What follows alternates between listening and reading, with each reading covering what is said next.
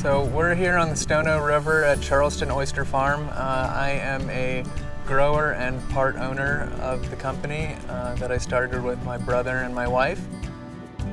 We grow single oysters for the raw bars in the Charleston restaurants. We do this sustainably by putting in seed that's hatchery raised and grow it up into market size in about a year to a year and a half, at which time we deliver them to the restaurants and make people happy.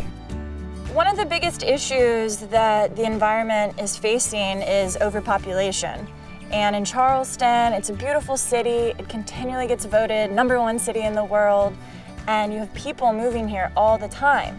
And so that poses a lot of stressors on the environment. People are still coming, moving in every day, and they all want their local wild oyster and have that oyster roast.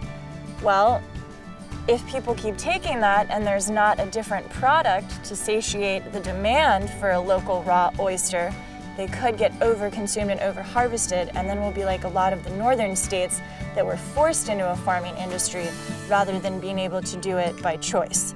And so one of our biggest goals here is to try and prevent that from happening and develop more of a progressive type of an industry rather than a retro grade-based industry.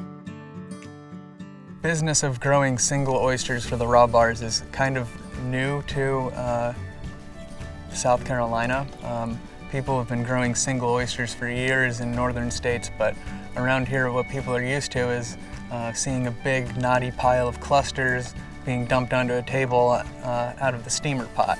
And it's great, it's a wonderful experience. Everyone should have the opportunity to do it, but that's just not what we're doing here. We're trying to leave those oysters in place and grow these single oysters, which take a lot less volume, take them to market and make money off of what we put into the water and let those other oysters stay in place.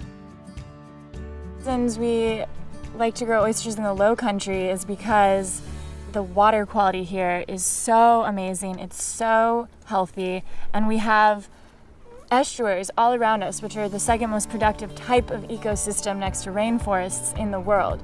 So the low country gets its name because we're very close to sea level, and when you look around and you see all the marshes, it's just this beautiful low-lying panorama of marsh grass and healthy ecosystems and wildlife and birds. And so oysters grow really well because it's a very healthy, productive system. I think having local oysters in Charleston is better, not only from a pride sense, wanting to taste the area you're in, but also it's more sustainable. You don't have to ship the oysters from out of state. Oysters are a keystone species, and not only do they filter water, they help boost the ecosystem, they take away stress from wild oyster populations, they are filtering lots of pollutants out of the water, they have carbon and nitrogen sequestration, which is very important for ecosystems. They are also a very great food source, and they help boost the local economies. Charleston Oyster Farm, we try to be one of the most sustainable businesses on all fronts.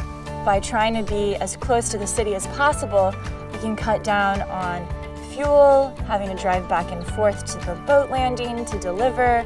We don't have to use as much fresh water, as much ice. We can get our product, our premium oysters, out of the water and onto a restaurant table in a matter of hours.